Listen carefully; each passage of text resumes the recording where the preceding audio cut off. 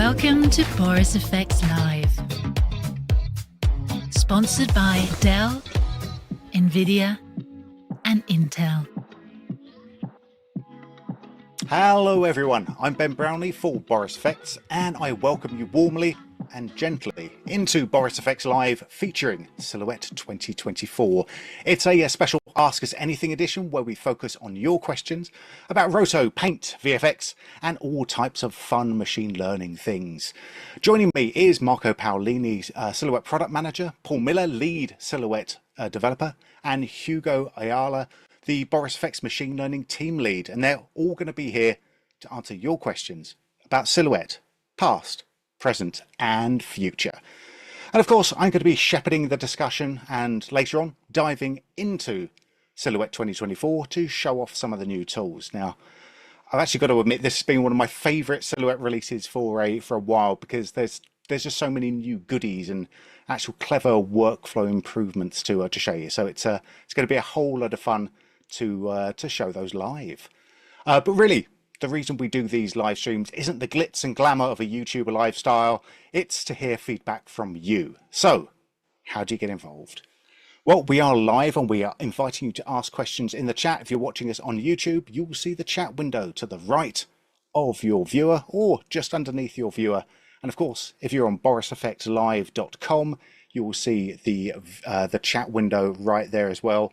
Just be tippity-tapping your questions and we will be answering them through the stream. Now, Ben, why would we want to go to borisfxlive.com when we're happily ensconced over in your YouTube? Well, you want to go over there because you have a chance to win one of our big prizes today. Yes, we are giving away some software. And all you have to do to enter is go to borisfxlive.com, scroll to the bottom of the page and type in your details in the little box there. Of course, full terms and conditions apply. What can you win? Well, that's an excellent question. We are going to be giving away Silhouette, a 1-year subscription of Silhouette, maybe 2 of those, if I feel very, very generous throughout the stream. I'm thinking 2. I think it's going to be a good crowd today. And also we are going to be giving away a 1-year subscription to the Boris FX Suite. Now that's everything that we make, including Silhouette, Sapphire, Continuum.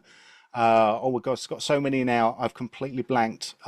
We've got Optics, of course. We have Crumple Pop. We have Mocha Pro, the lovely Mocha Pro, which we are going to be looking at a little bit later. And of course, how can anyone forget Synthise? If I've forgotten anything else, I'm sure I'll be shouted at in due course. All right, so before we get started, I also want to say thank you to our sponsors today.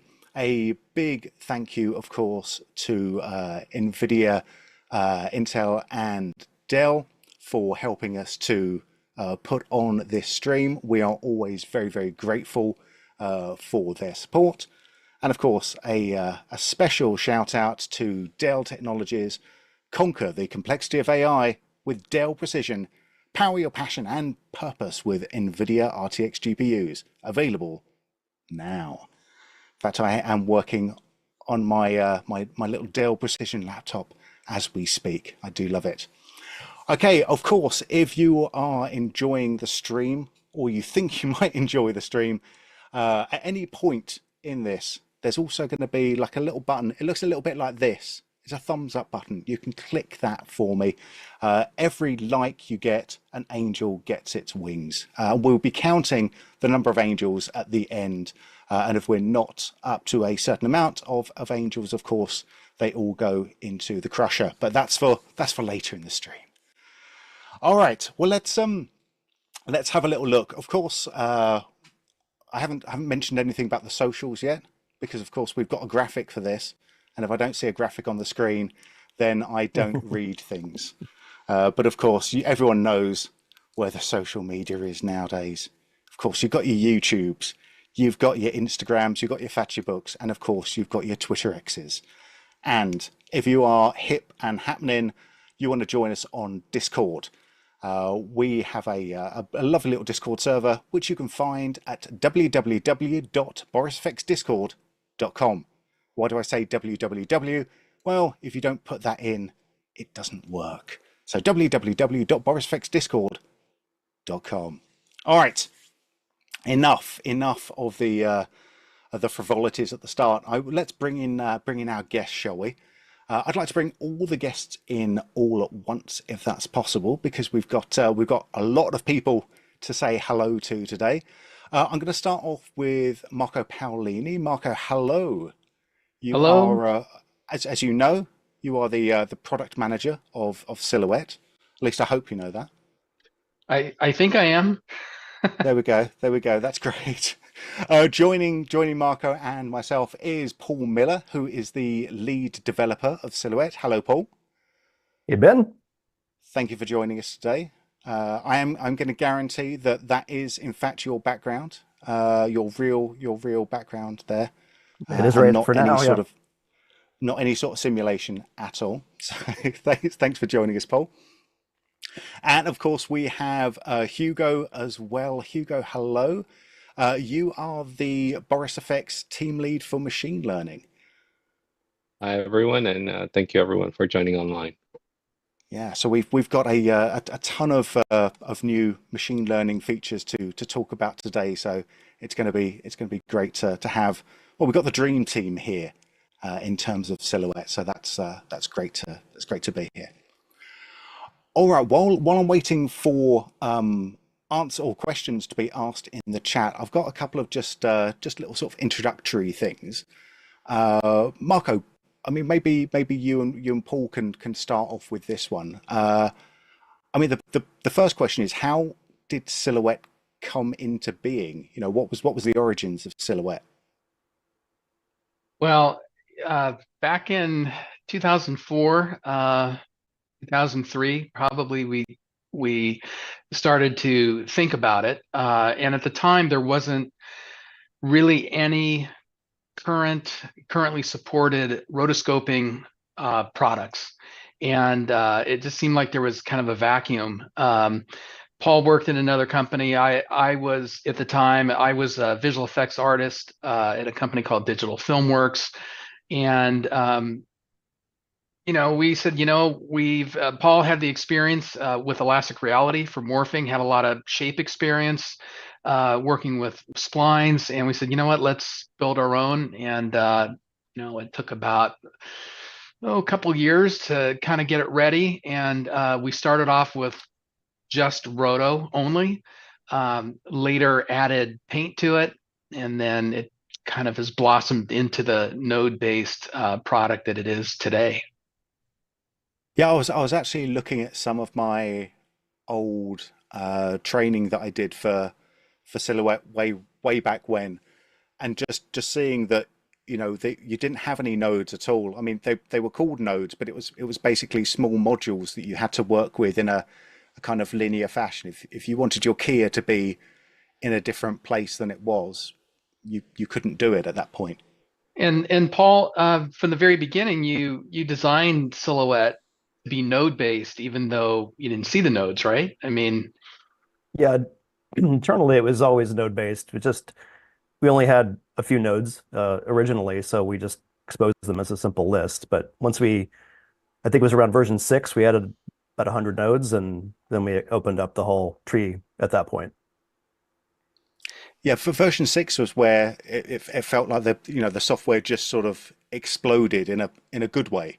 Because all of a sudden you had that sort of flexibility of being able to piece together everything you want to it. It sort of became more than just roto and paint, and became this sort of 2D compositing app.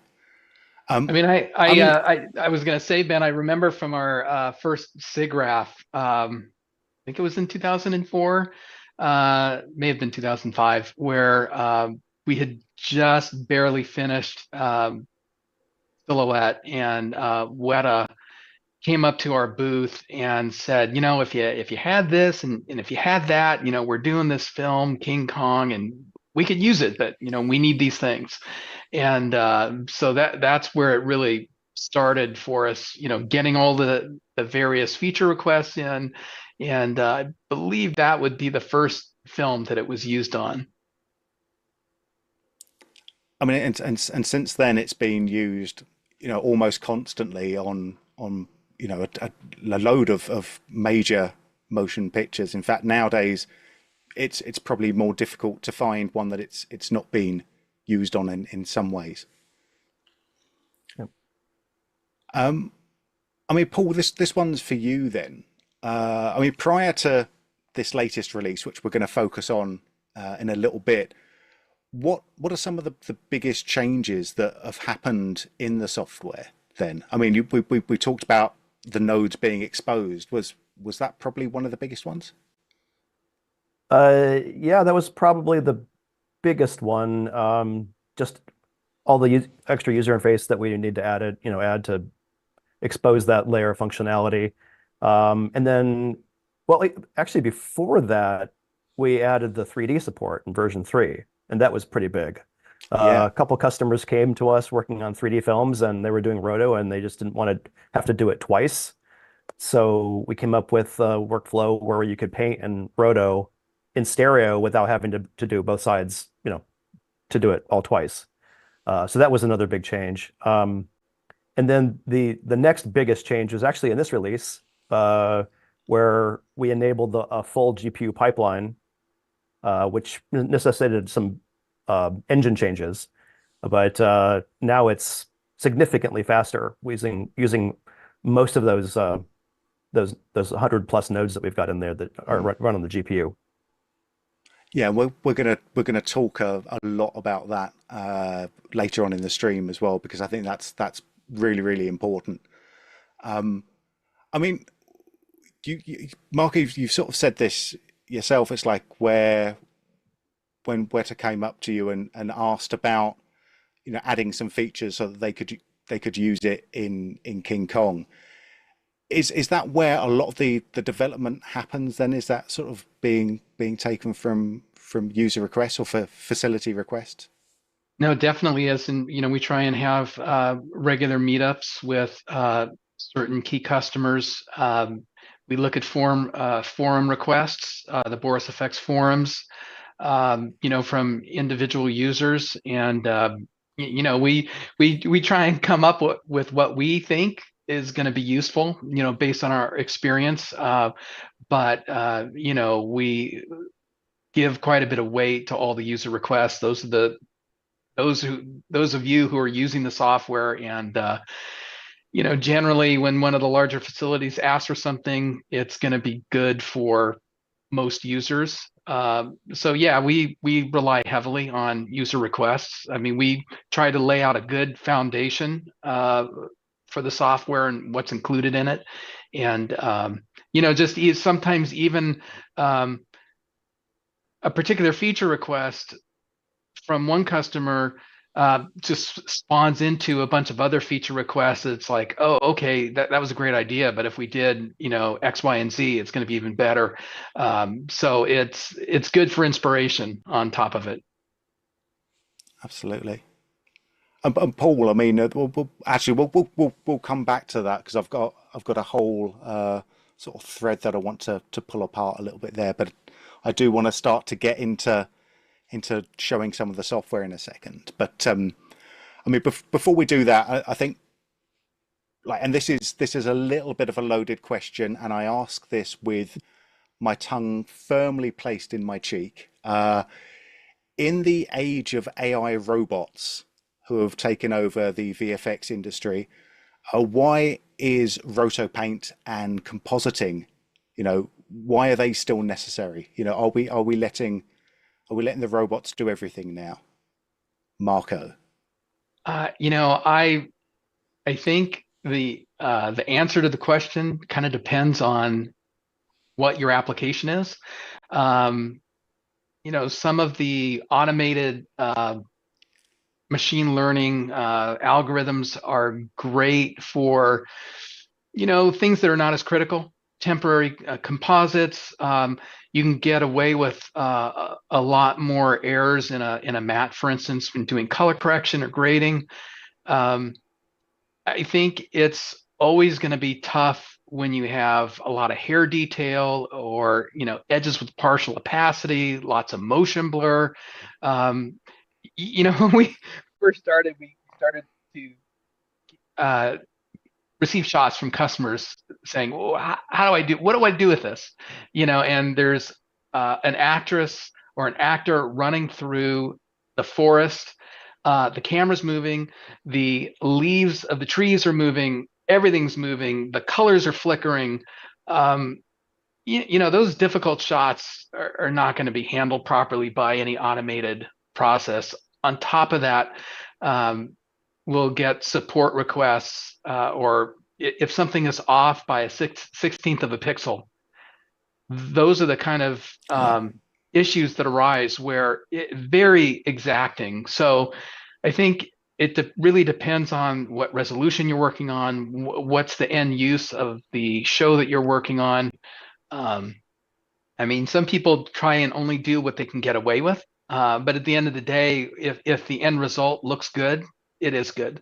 So it's trying to navigate, is the result good for what you're doing? Do you need to do more manual approaches on top of the automated result if you're using one?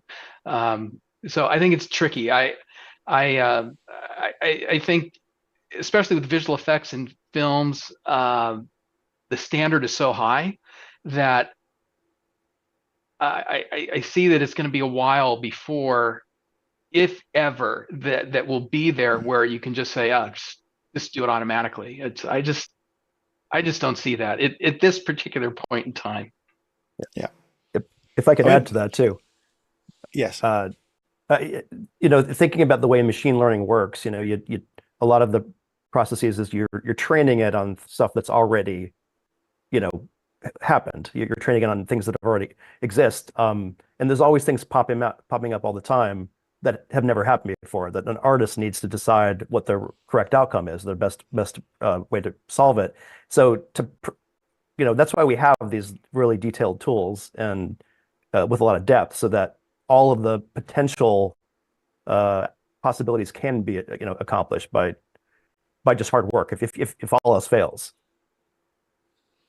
Yeah, that's it. And I think this is what we're going to be seeing, and definitely what I'm going to be showing when we start to look at the tools, is that it's not a replacement. What we've got new in Silhouette 2024 is not a replacement for what was going on before. It's another tool that you can use to sort of help speed things along, and it's going to be suitable for certain tasks, and it's going to be not suitable for other tasks as well, depending on how fine fine-grained you want things to be. We're talking about machine learning stuff at the moment then, so I think now's a good time to bring Hugo into the conversation. We'll start off with an easy one for you, which is just more about semantics, because people sort of use AI and machine learning, or ML, interchangeably. Is there a difference between those two, Hugo? I think there's a difference. I think if you, in academic circles, you talk about AI, that is an umbrella term that encompasses a lot of different techniques, including expert systems, including general natural language processing, and it includes genetic programming and machine learning. So machine learning is just a subset of a general class of systems that can be called artificial intelligence. We're going to be looking at some of these machine learning tools, because what we've got inside of Silhouette isn't artificial intelligence. It's we don't have robots coming around for us yet. But we're going to look at some of these ML tools in just a moment. But without giving away too much of the secret sauce, what's the process for creating some of these tools? Well, so a lot of the machine learning that we have in our tools, is built on, published techniques that are meant to sort of replicate the way the brain works. So some people say it's supposed to replicate or mimic, or it's inspired by how the brain works. And one of the things that these systems will have in common is that you take some source problem and to which you know the answer, and then you train the system to learn how to provide that answer. And so the secret sauce, or the mechanism that we use is we collect data. In the case of the Retime node, for instance, is one of the ones we created. We take a clip that has been that we know what it looks like at different speeds, and then we train our system or model to actually be able to change speed on that clip. And and we do that similarly for all of our other nodes. That's great. We'll come back and we'll actually see what a difference that technique or that method of using the machine learning retime and comparing it to the sort of the classic versions or the classic techniques of retiming. We'll see what difference that makes a little bit later on in the stream. But I think it's probably a good time now to stop talking for a little bit, give people a chance to get their own questions in chat. If you haven't done so already, please do that now in the chat box. If you're enjoying the stream so far, obviously there is a little time, no time like the present, to hit that little thumbs up button. Only hit it once. You may get some confetti, who knows? But while we're waiting for the confetti to rain down on you, let's take a look at one of the first of the new machine learning tools inside of Silhouette, shall we? And let's have a little look at my screen there. Hopefully we can all see that. Excellent. So I'm just going to take a little look at this first shot here, and we're just going to very, very quickly show you the basics of how the Matte Assist actually works. We have actually quite a few. If I type in ML down here, hopefully this will wake up in a second.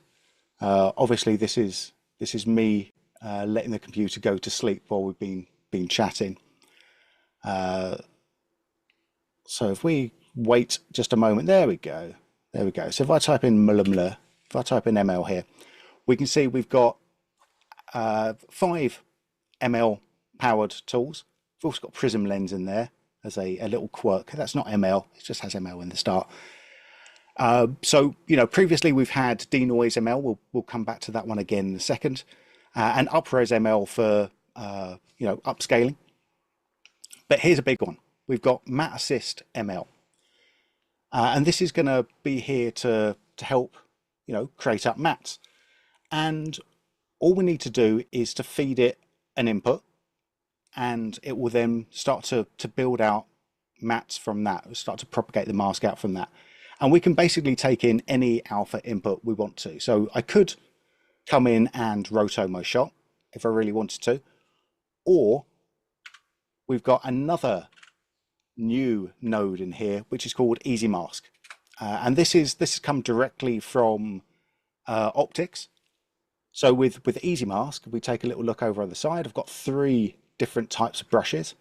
I'm just going to use my pen and tablet just to do this. I'm going to paint in green by left clicking. Bloop, bloop, bloop. So that's going to define the foreground for me. I'm going to right click, paint in red to define the background. Bloop, bloop, bloop. And then let's have a little look at this. This will then process out. We won't see anything to begin with until I come in and just hit A, just to show the alpha channel there. So that's the alpha that we've got. And if I zoom in just a little bit here, you can see I haven't defined this area of the background, so I'll just come in and I'll just define that in there, and I'll just paint in a little bit of red, and that will cut all of that stuff out for me. There we go, lovely. All right, so let's feed that into the Matte Assist, have a little look into the Matte Assist here, and I'm just going to hit play. And now we can see that mask is being propagated across the rest of the clip. It's pretty fast. We're working in Ultra HD on this, I believe. and it's currently chugging away at about 6 frames a second, 7 frames a second. And of course, once it's gone through and cached in, it's now playing that back in real time. That's kind of nice. And that's really, that's the basics of it. Let's have a look at where things start getting a little bit trickier. That's fine. Not you, because you're still too easy. Let's come, not you either. We'll come over here. Here we go.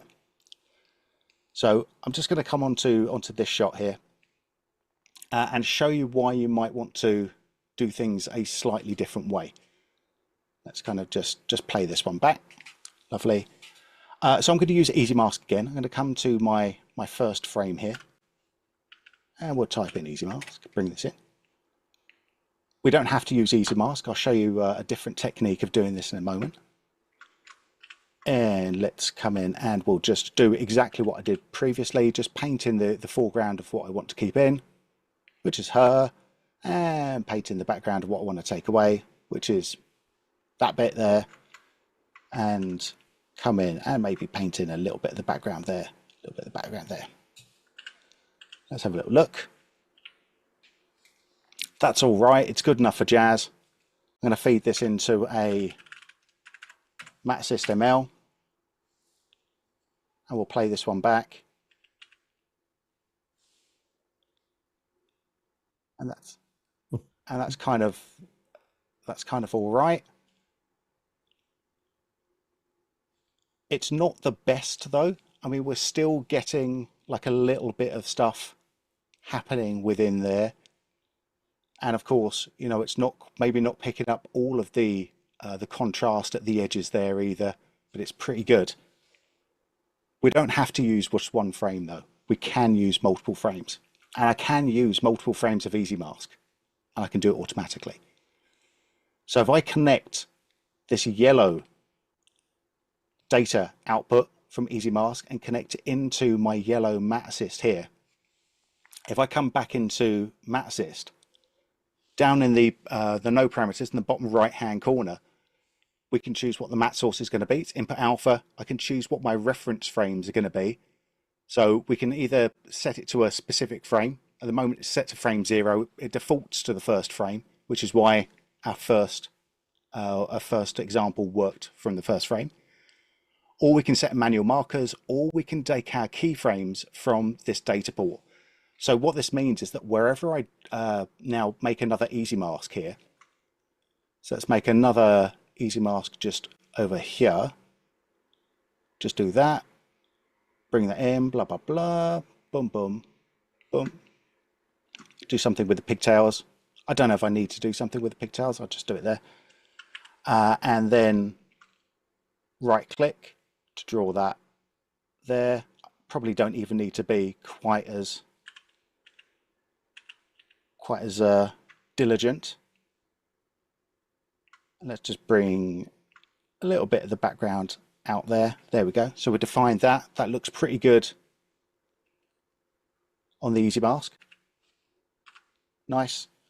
Then automatically, if I go to my Matte Assist now, it's going to use all of those Easy Mask frames that we've defined to work backwards and forwards to figure out what's actually happening, what forwards, and that's going to give us a much nicer look here.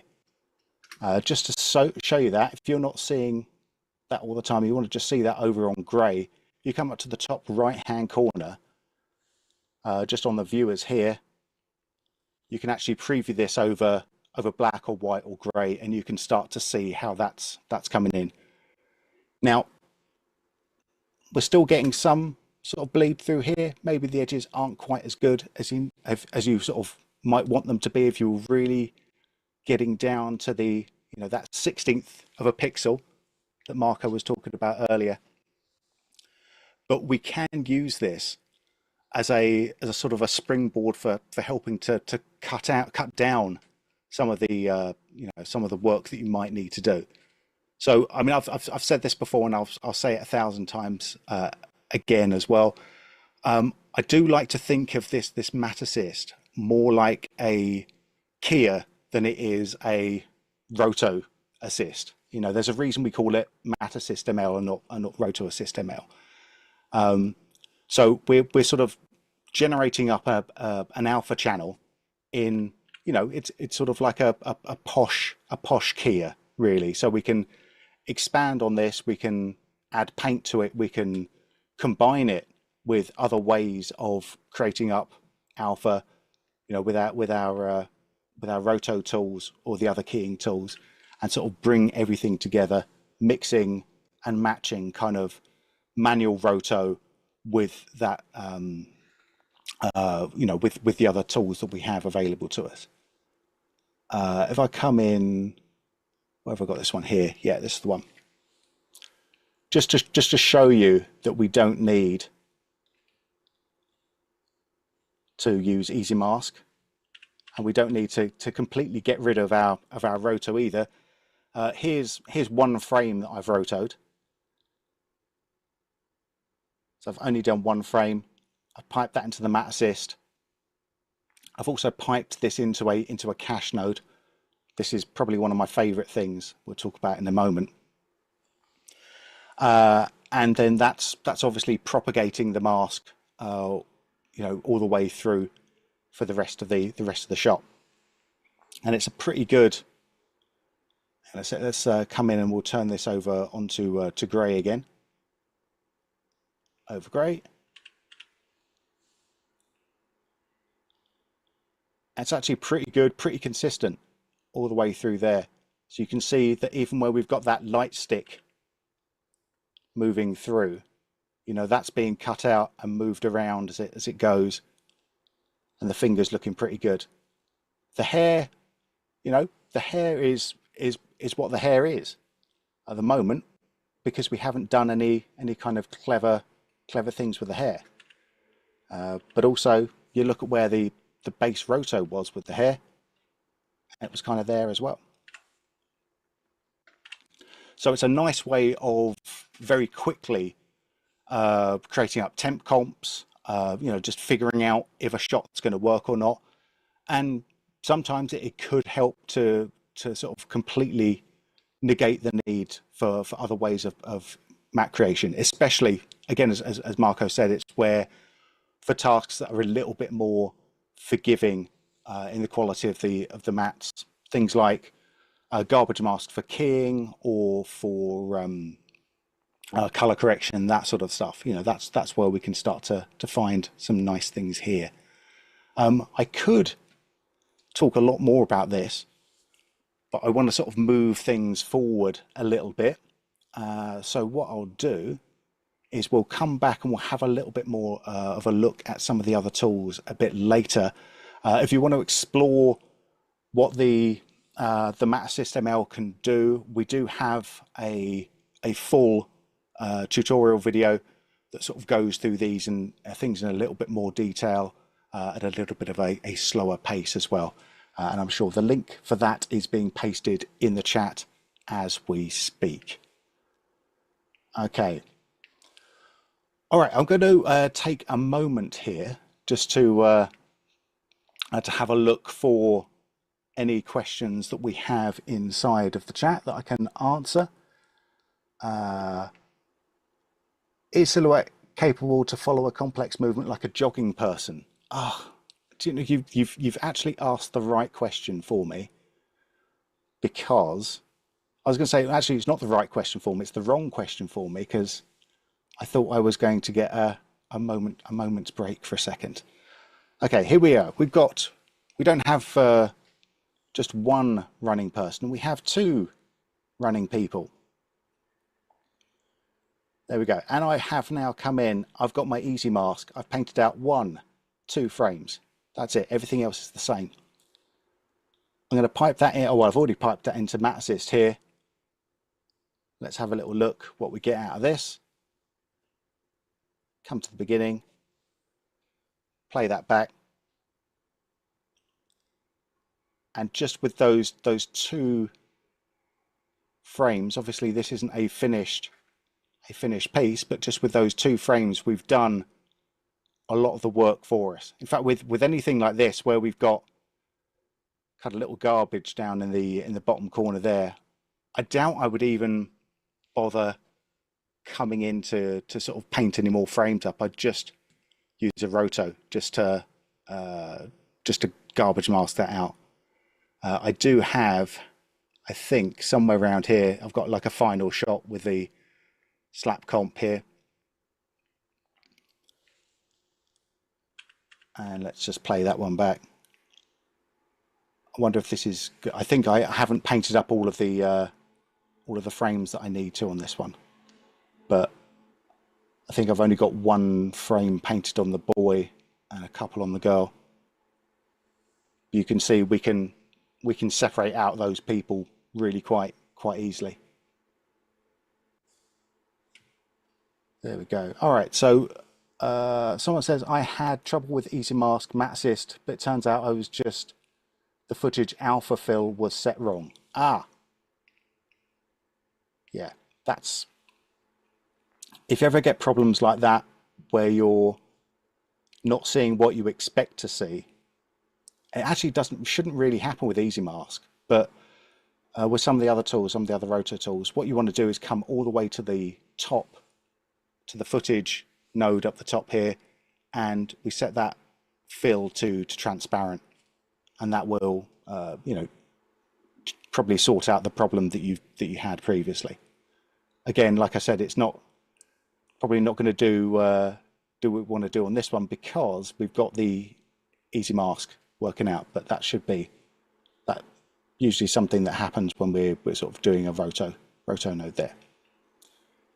Well, I hope that answers your question. The person who asked for the jogging person, I hope that sort of sorted you out. Okay, well let's come back to the chat, shall we?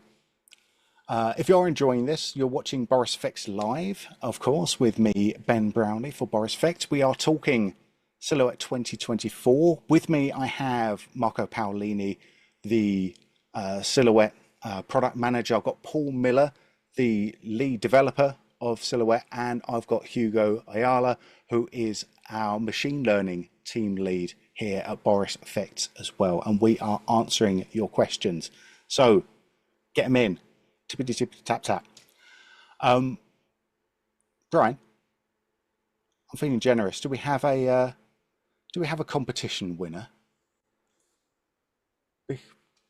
Well, I tell you what, instead of pulling a competition winner now, because I've just been speaking to Mission Control and they are not ready for me yet. So this is good for you if you're watching, because it means you've still got time to go to borisfxlive.com, scroll to the bottom of the page and actually enter our competition. So you could be winning, I think we're going to give away, I know I've decided we're giving away 2 one-year licenses of Silhouette. And we're also going to give away one-year subscription to the Boris FX Suite, which of course includes everything that we make, including Silhouette, Sapphire, Continuum, Crumple Pop, Optics, Mocha Pro, and Synthesize. Alrighty, so go to borisfxlive.com now and enter the competition. Of course, full terms and conditions can be found on the website. Alrighty. Well, let's have ask a couple of questions then to the group. I think we'll start. Marco, we've looked at the Matte Assist ML now. You know, how does the team decide what types of tools get given the ML treatment? You know, is the ultimate aim to get rid of the artist? Well, you know, since you plugged the Boris FX Suite, you notice there's a number of products in that suite, and each product team has their own wants and needs in the area of ML. Make requests, and then whoever bribes Hugo the most, what they want. You know, Silhouette, it's a little easier for Silhouette because I don't know, I view Silhouette as the repository for all of Boris FX products. We share a lot of the same filters as Continuum. We include Sapphire, particle illusion is included. You know, to us, anything that helps for compositing, roto, paint. I mean, we can use anything that's ML based. Of course, we have a particular fondness for anything roto, anything paint, keying. Retiming, though, is I think underrated. When I was doing visual effects, retiming was a huge part of our business. Whether it was, you know, speeding something up, just do a fit to fill, or just doing obvious speed up, slow downs, ramping. Super important, and just as a good utility to make shots the exact same length. So, you know, and at the time we would use optical flow based solutions, which you'd set it off overnight, just doing the analysis, and then you'd come in the morning and then look at what happened. And then, of course, there was tons of artifacts that had to be manually painted out. I think, you know, it's just night and day what you can do when you hit the play button. You look at it. In a lot of cases, there are no artifacts at all, and if there are, they're small and they can easily be repaired quickly. In Silhouette, we would use the paint node. So yeah, it's retiming is, I think it's a huge part of a lot of different workflows. Yeah, absolutely. And I mean, this is the second time we've talked about the Retime ML node already this stream. I'm going to save this to a little bit later. This is what we call a tease. So everyone has to hang around in the stream to actually just watch how good this Retime ML is. Spoiler, it is actually really, really good. So, I mean, that's definitely worth sticking around for. I mean, Paul, with the influx of ML tools, are we entering an age where everything is just going to be like a one-click fix? You know, you just put everything into this sort of big black box, you shake it around, and you just hope for the best when it comes out of it. Or is there something else going on as well? Definitely you have to go back and look at what Marco said earlier about what are your requirements. I'm sure there's plenty of shots or jobs or whatever where it's just push the button and it's good enough, right?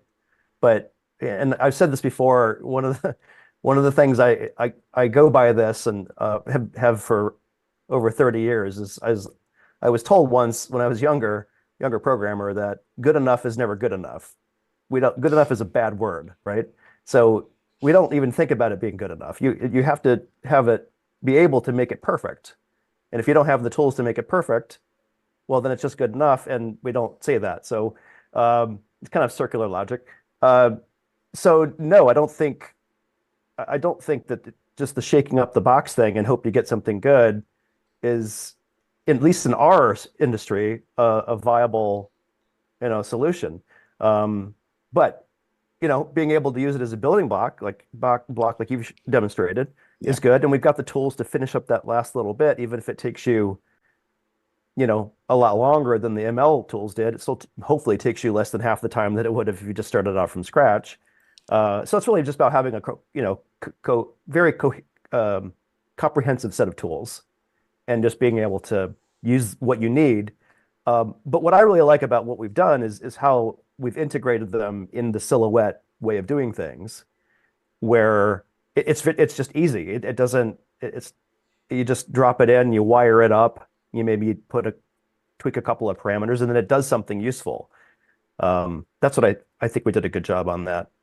Kudos to the ML team. I mean, absolutely. I mean, one of the things that's been absolutely vital for having it working inside of this workflow has been the fact that you do get that instant feedback. You can tell if something's not working. You haven't sort of sent it out up into the cloud, waited for however long it takes, and then download it again to see whether it's worked or not. You can sort of you plug it in, you see if it's there. If it's not, you tweak a couple of things. Like I did before, you add in another couple of keyframes or something, and you see it again, and see if it's working at that point. And again, yeah, like the ML team have done just an amazing job on this. I think like getting something that is nice and consistent with stable edges that you can, you can use it where you would, where you couldn't use a Kia before because you didn't have the color to be able to key stuff through, but also you don't have to always go down the full 100% roto route if the job doesn't call for it.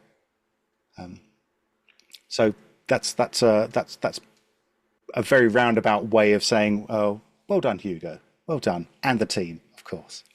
They've been a real pleasure to work with. I will just add, and we do collaborate, and they ask us questions all the time, and we don't just ask for things; they're offering, and then we work together on maybe the best way the API should work, or how we can best leverage it.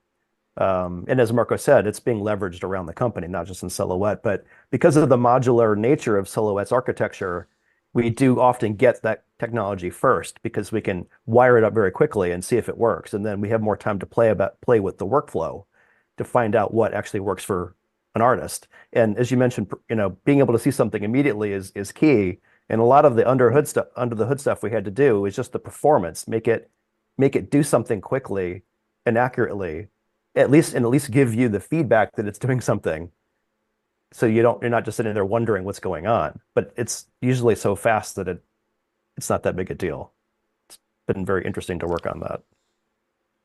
I think the challenge with a lot of the ML algorithms is that we have to manage speed, memory, and accuracy. And we looked at some of these algorithms in the past, and they just used way too much memory, or the edges were too ratty and aliased. It was just very difficult to work with. So our challenge is to make it go as fast as it can using the least amount of memory that can be used on the GPU, and of course come up with a good solution. But using not a whole lot of memory sometimes means making it run slower. So there's always that balance, and like what graphics card, minimum graphics card do we target, or operating system? It's very tricky, trying to make it so that the most amount of users can actually benefit from it. Well, I mean, that's actually a question that I've got for Hugo as well. Then, how important was it that these ML tools don't just focus on one particular make of graphics card, that they are, a lot more universal than other sort of ML tools around? Well, we have lots of customers that like to run on different versions of hardware. Boris FX has been, I think, from the beginning, a company that has, shipped products across many platforms. And so there are many competing ways to implement machine learning. And we have sort of standardized, or well, we have strived really hard to make sure that the solutions that we're bringing to market are available on the hardware that our customers are using now, because we think that is the thing that is going to be most valuable to them. So it's extremely important for us to make sure that we're supporting Windows, that we're supporting Linux, and that we're supporting Mac OS, because we know that's where our customers are. Yeah, absolutely. I think this is something that has sort of driven Boris FX as a company from from the beginning, is trying to offer support to as wide a range of users as possible. I think that's why it's been really interesting to see Silhouette sort of being used as this proving ground for a lot of these tools, because Silhouette is open to Mac, Windows, and Linux as well, and it sort of supports all of the things that we want it to support overall as a company.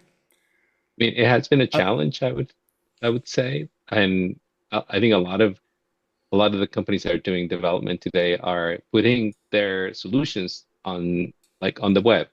But we work hard to make sure that everything that you're doing is on your machine, and it doesn't leave your machine, so that those things, that your content is protected. We know how much in the media industry, it's important to make sure that everything is contained and isolated. So we want to also bring these solutions to people who are working on films where, the privacy or like the security of the content is very important.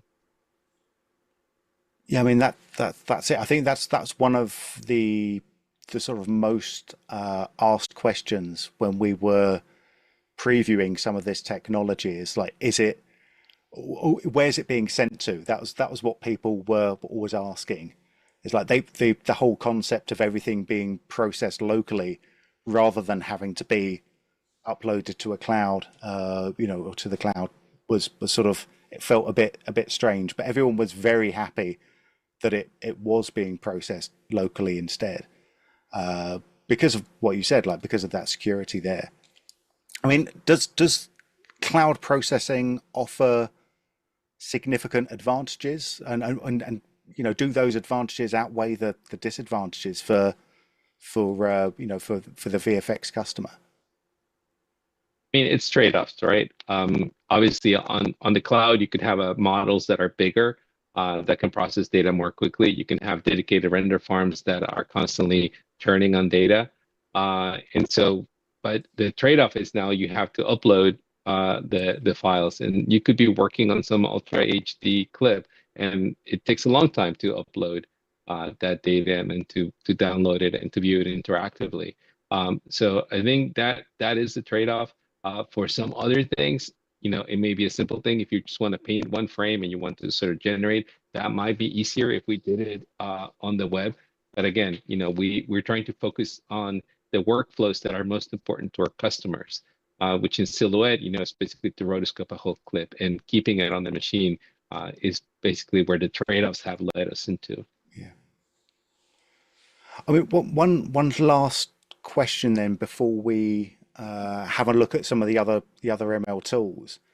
And I think this, Hugo, this is probably for you as well. Maybe Marco, you can chime in afterwards. But like, we've seen like the responses that users have had from other companies' forays into AI and ML tools, and obviously there's this, I mean, quite frankly, deserved sensitivity into how these models are being trained up.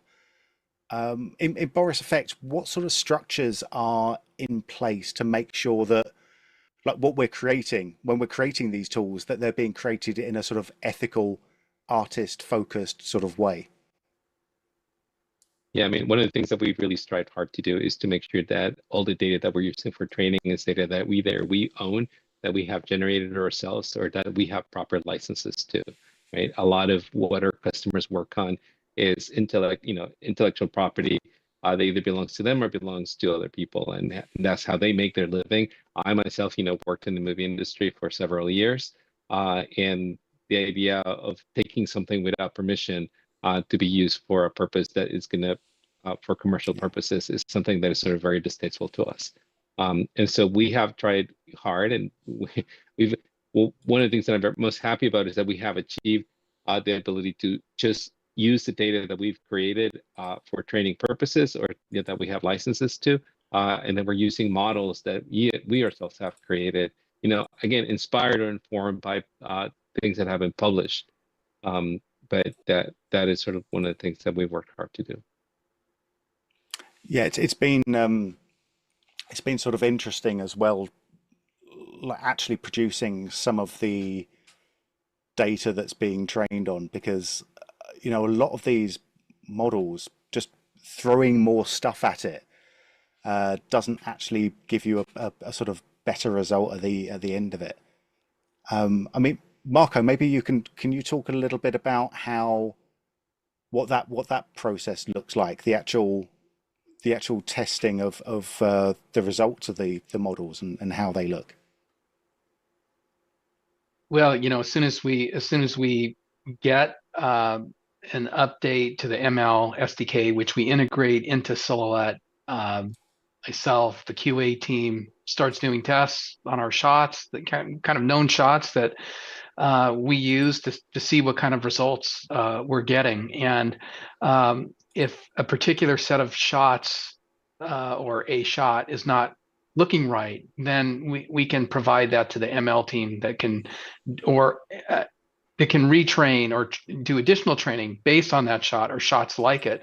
But it takes thousands of frames to train these models to get a good enough sampling. For instance, for the denoising required just thousands of frames of different shots, different lighting conditions, different cameras. But again, if a customer comes up with a particular sequence that it doesn't do a good job on, they can provide that to us, and then we can train it to also take care of that type of shot. So it's a constant process, and it's definitely a benefit of this model-based approach where as new models come out, we keep the old models for compatibility, but the newest model will show up as the default choice. And that will solve like a wider range of shots than the previous models did, because now we've trained it more. So it's really an ongoing process. But yeah, if it's we're constantly, depending on what the ML node that we're testing, we're going to compare it against competing products, against competing versions of the same node that might be in Silhouette or other company products. See, is it inferior? Is it better? Is it way better? Where can it get better? And it's kind of a constant evaluation process. I think that's the nice thing, and we're actually going to see this. I'm going to jump back into the software again in just a moment, and we'll actually see that in process. Actually, see how that actually works out in practice is the word I was looking for. Yeah, thanks everyone. I think we'll take another little pause there, and now I'm going to be asking Mission Control if we are actually ready to give away some stuff. Because look at these fingers; they're itching to give away some free stuff. And so, what we're going to do, I think we'll give away a 1-year subscription to Silhouette to begin with. I think that's a nice idea. That is it's a $795 value. So goodness gracious me, someone's going to be walking away with a license of Silhouette. So without any further ado, let's roll the tombola.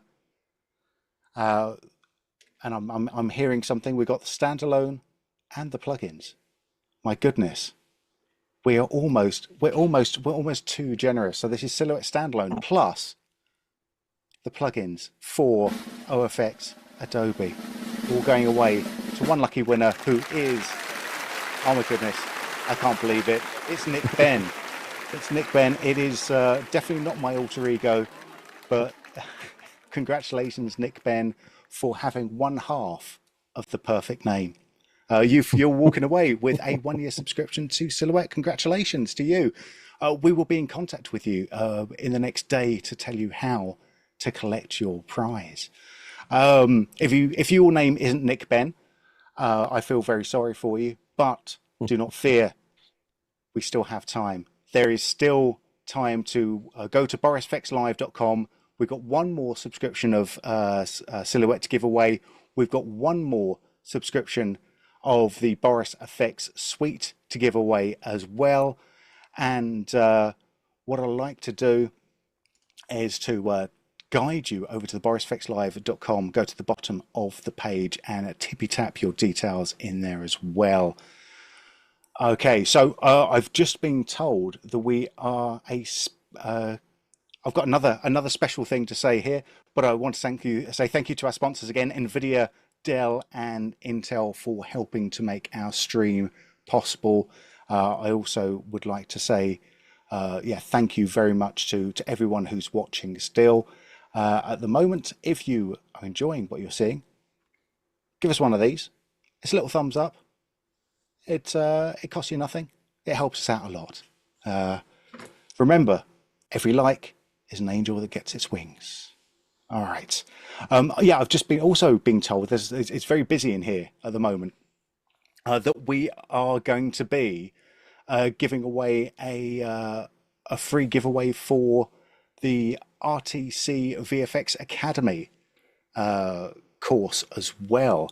So that's coming courtesy of Carlos, who has been a Boris FX live guest. So if I'm going to send Brian onto a little scavenger hunt now to go to rtcvfx.academy to actually show you what this is all about, because this is really cool.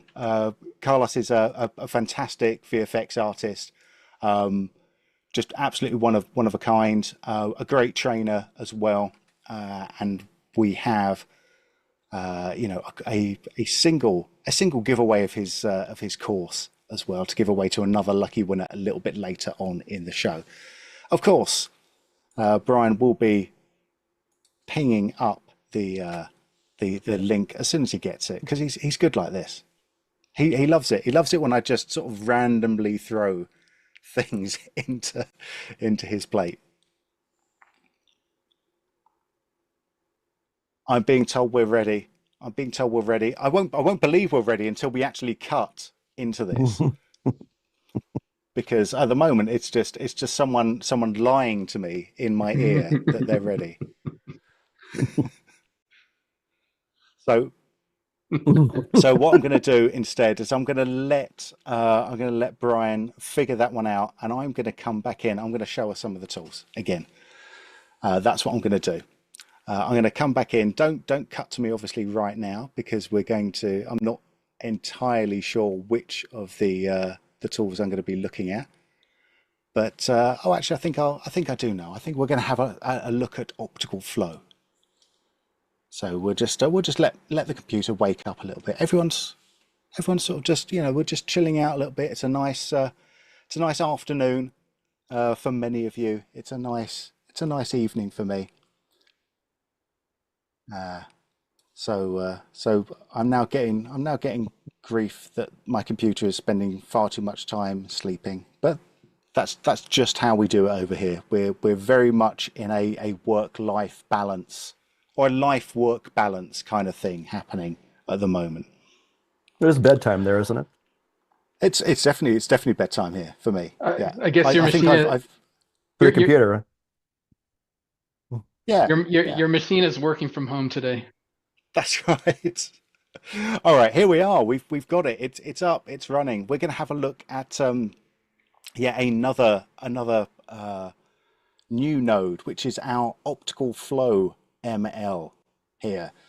We've talked about optical flow in the context of retiming already today, but we're going to look at a different way of looking at optical flow.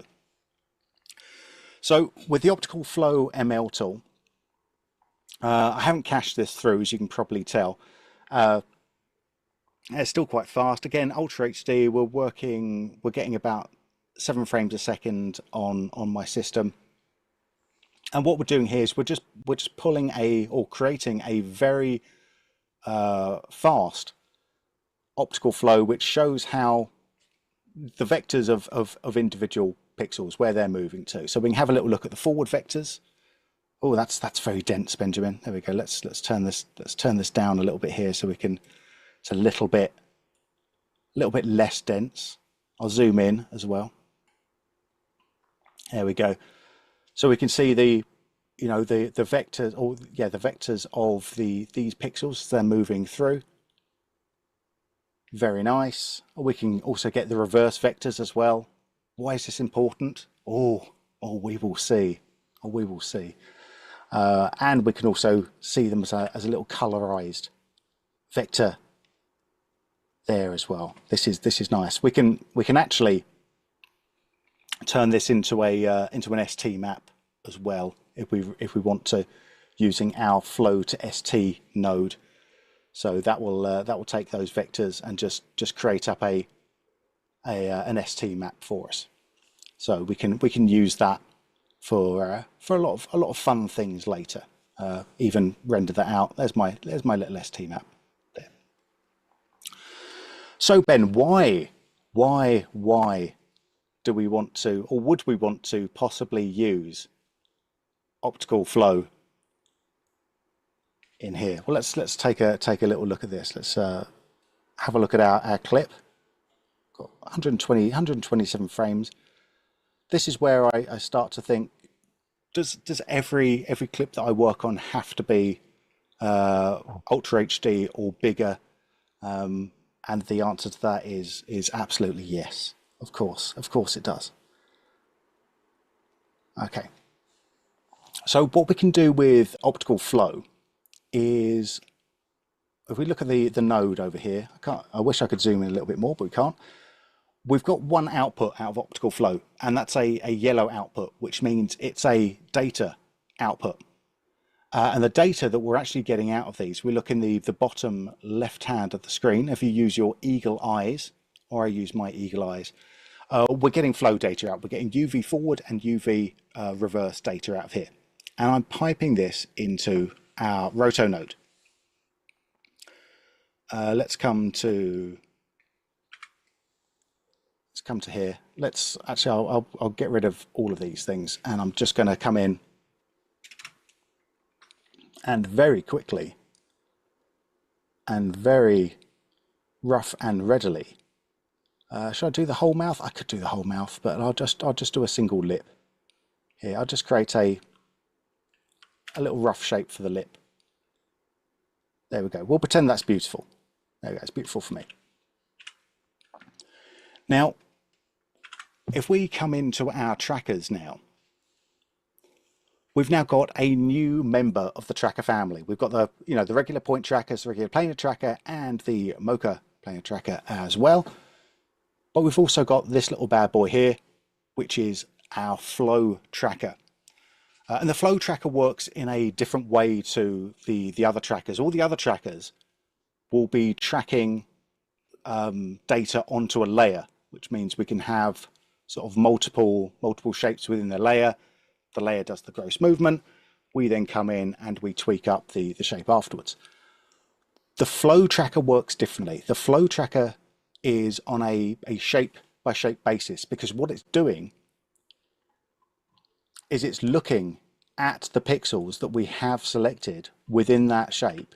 Let's come in here, and it's looking at the pixels where we're sat here, and it's going to be using those to determine where the movement is going to be on our spline here. So it's on a shape by shape basis. What it means as well is that we're probably going to have to be a little bit more careful about where we place our edges, because that's what it's looking at. It's looking at the pixels along that edge. So if I use this, I'm going to just I've done this in the slowest possible way that I could possibly do, because I've started at the very, very end. If I started at the very beginning, I could just hit track forwards, and that would track everything forwards for me. But I haven't done that. I've started at the end because I am a bit weird and crazy. There we go. Let's bring in our little flow over here, and we can see. Let's stop this for a second now. Let's just pause that, and we can see now it's sort of coming in, and it's giving us a new track on every single frame. It kind of it's at this time here, it's sort of working until it doesn't work, and then when it doesn't work, it sort of keeps moving on and kind of compounding those results. This is probably not the way that I would use the flow tracker. I'm going to just undo this for a second. The way that I would normally use the flow tracker is actually one of two different ways. Probably the most interesting part of using this flow data is as a kind of rough assist for me. It's like this is actually roto assistance. So I come to a frame where I would normally put in a manual keyframe, a manual roto frame. I'm just going to hit K. And what that's going to do is it's going to come in, it's going to drop in an auto keyframe based off of that flow data. I'd come in here again, sort of figure out where that movement is coming into, and again hit K in there, and then, you know, maybe do the small amount of changes that I'd have to do at that point. Again, come where I'd normally add in a keyframe, and just let the auto keyframe do most of the work for me. Now, I say this is how I would normally do it. Actually, it's not how I'd normally do it, because the nice thing about this is that this takes on not only the shape data as well, the shape data plus the optical flow data. It will also take into account any of the other data that we have in here. So if we've already got keyframes on the shape or the layer, then we can start to work really nice and fast on top of that data as well. So I'm going to come in here. I'm going to roto out this fella's tash because it's nice and big, and we can see we've got a nice little shape for us here. And everyone loves looking at an overlay of a tash. Look at that, beautiful. All right, so yeah, now we've got the moustache here inside of our already tracked in layer, and you can see that's already tracked in because we've stabilized up the viewer here. So what happens now when I hit K? Well, it has a little think, tracks us forwards all those frames that we were in, and it just puts that keyframe in there, combining it with the the already tracked in layer that we have there. So it's even less work that we have to do. And if I destabilize that again, obviously now we get the combination of the the tracked in layer plus the auto keyframed out moustache with the optical flow data. We don't have to just use the optical flow ML data to drive the flow tracker though. In this case, what I've got here, if we have a little look at this, I've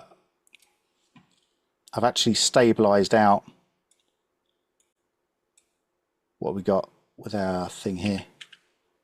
Yeah, this is the one. Yep, I've actually stabilized out the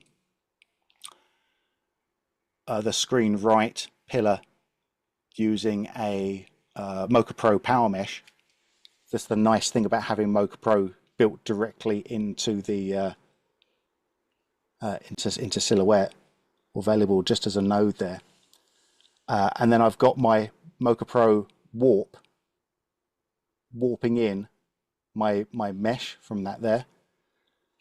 Then I plug the original into my roto node. I plug the mesh data, the PowerMesh data, into the roto node here. And at this point, let's come in, pillar right, let's come into the flow data. I can set an increment here, maybe just I'll increment backwards. So now it's only going to add in frames every 12 frames. And you can see it just kind of bumps along. Let's just stop that there for a sec.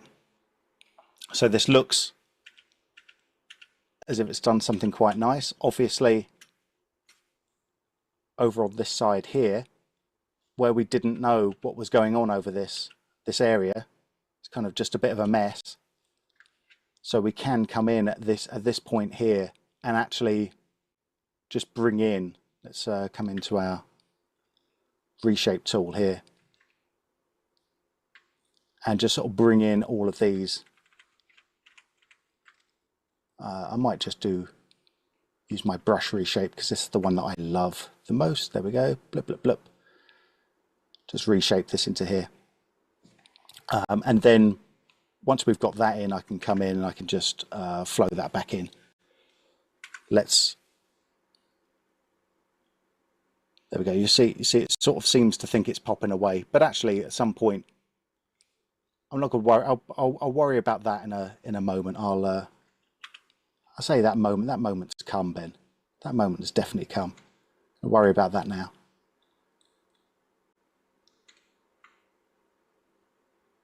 Possibly should have started at the other side. This is what happens when you are improvising around. That pops in, pops in, pops in. And you can see what's happening on the right hand side, sorry, the left hand side. It's popping in really nicely because that's the pixels that we know.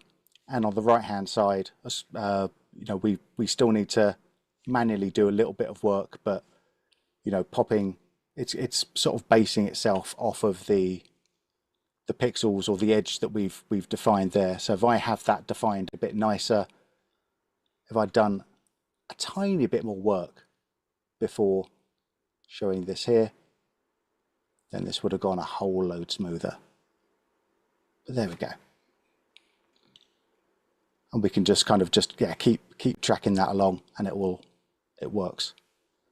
So that's the idea around it. There is trying to think if it's out yet, possibly not. There's going to be another tutorial that goes a bit more in depth into how to sort of work with this tool in a bit more detail, and sort of some of the other use cases for it. But yeah, the flow tracker, especially with that auto keyframe, that K key, that's become one of my favorite keys to press. Let's just check if there are any questions around. In fact, maybe I can have someone talking in my ear to see if there are any questions.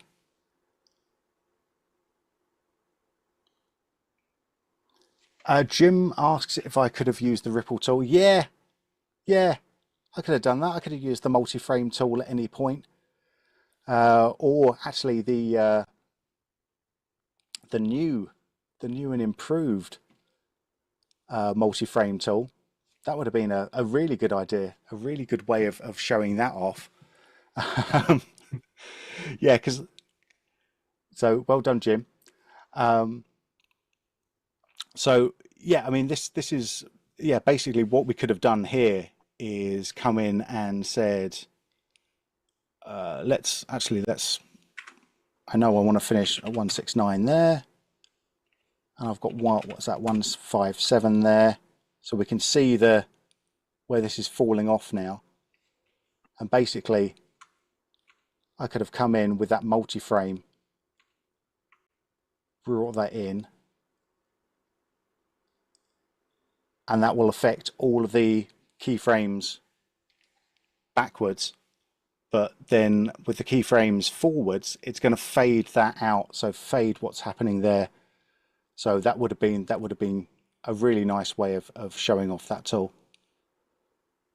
Obviously, this is a horrible shape that I've created there, and I will fix it later. So the nice thing about Mocha Pro, or about Mocha in Silhouette, is actually Mocha is found in a few different places. Anywhere where we have roto or spline based tools, so for example the roto node or the depth node, in Paint, all of those places where we have splines. If we come into the trackers, we've actually got a version of Mocha built directly in here. So this is the sort of the planar tracking version, or the planar tracking Mocha. The Mocha planar tracker is what I'm trying to say, built directly into Silhouette. So this helps for kind of getting a lot of shapes into the right space. And there's a ton of nice stuff that we can do with this, including this new option, which is track subtracted layers. This came in about a year ago, I think, and it's a very welcome addition. If you need more of Mocha Pro though than just the tracking, then we have, let's just clear that search there. There, we have Mocha Pro available as a node inside of Silhouette. And this is the full version of Mocha Pro. And in fact, in Silhouette 2024, this is now the Mocha Pro 2024 version of Mocha Pro as well. So what we have here is we have things like the PowerMesh that we've been using to drive the roto with the flow tracker. But we also have the brand new camera solver directly inside here as well. So we can't at the moment sort of take out that camera solve data into Silhouette to do any 3D things inside of Silhouette. But what we can do is we can take out that solved camera data into any of the other packages that support FBX USD. So yeah, Nuke 3D packages as well, and we even have a synthesize export if you need to do a little bit more. But you can find out more about the Mocha Pro camera solve in those specific tutorials, which are going to be linked inside the chat in about 47 seconds.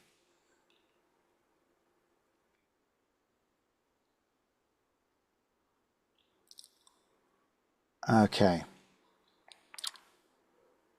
So, all right, we are going to add, not add. We're going to give away Carlos's Mocha, not Mocha. I've been saying Mocha too much. Carlos's Roto course. Now we're going to give away this live in the chat. This has never been done before, except all the other times that we've done this before. So what I'm going to do is I am going to ask a question, a roto related question, I'm sure, and we are going to go with the first person that gets the correct answer. I think that's how we're going to do it. All right. So do we have a question?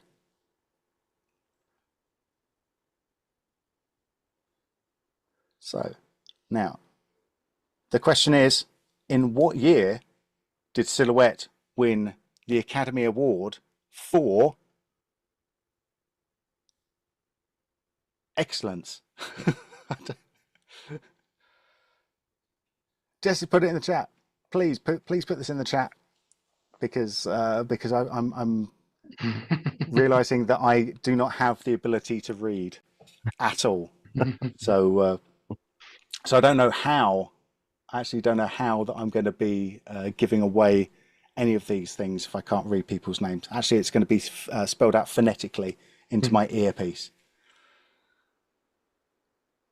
All right, so we have a winner already. We have a winner. I've been told, and it's going away to Roland Kalenberg. Roland Kalenberg is our winner. Congratulations, Roland. Well done. 2019. And the year was 2019. 2019. Do you know, it feels like yesterday. So many things happened in 2019. That was actually the year I also joined Boris FX as well. I was so young. I had jet black hair. I had a youthful outlook on life, and according to YouTube trolls, I had a less Cockney accent. I don't believe that for a second. My accent has never changed at all. Alrighty, that's cool. Thank you very much to Carlos and for giving that away. Obviously, go to the oh my gosh, it's not RTC, is it? Yeah, it is. It's RTC VFX dot academy. RTC dot VFX. No, RTC VFX dot academy. That's the one. I told you, reading's not my strong suit. Well, we're still giving away more stuff. We have a little bit more show to do. We are going to be coming back to ask our guests some more questions now, of course. So there's still a little bit of time to get your questions in. There's still a little bit of time to enter into our final giveaway as well. We're going to be giving away another copy of the Boris FX Suite to one lucky winner. So yes, go to borisfxlive.com for your chance to win. Alrighty, well let's pop back to our guests then, shall we? And we'll see what's going on here. In fact, I can't pop back to our guests because I want to pop back to our guests to talk about one of the tools that we haven't shown yet. So let's pop back to me really quickly. This is going to be like a very quick look at the improvements to the Denoise ML filter. And it's going to be exceedingly quick because that is actually one of the main things about this. Right, hopefully you'll be able to see my screen in just a moment. Okay, this is a nice dark shot. In fact, it's so dark. I'm going to come in. I'm going to come up to our viewer here, and I'm just going to change our gamma up a little bit so we can, we have some chance of seeing what's happening here. So this is a pretty noisy shot. And of course, if you've been looking at Silhouette for any amount of time, you will have known that we have the Denoise ML filter that's been, that was our first ML filter, one of the first ML filters that came into Silhouette. I was very happy to see that. So if I double click on that, it's just really fast. Right, we've got lots of different models in now. Marco, this is what Marco was saying earlier about the sort of different models that we were working on. So we have like the classic. Oh, excuse me, everyone, for knocking into the microphone there. There we go. We're going to look at the blue channel because that's a bit horrible. We'll look at some of the other channels in a second. So that's our V1 model with the compression and noise. This is the V2.1 model with the compression and noise. Let's have a little look at that. Let's come over to the edges so we can start to see just how much of that detail is being pulled back in the hair. That's really, really nice. So this was being my favorite model right up until this moment, where we now have our V3 models for noise. So we have the camera noise model V3 and the compression plus noise model V3 as well. Now the nice thing about this isn't just the quality, which I'm sure is definitely not getting torn to shreds by YouTube compression at all. This is the reason why I'm staying on static frames as long as I am, because it gives the encoder a chance to actually catch up. The other reason that I like this so much is that the V3 models are significantly faster than the previous models were, and it means we can sort of, if we're dashing back and forth, picking out random frames, we're not waiting like any time at all really for the software to catch up with us. We're just in, and we can just come in and we can check just how those frames are looking. Zoom in again.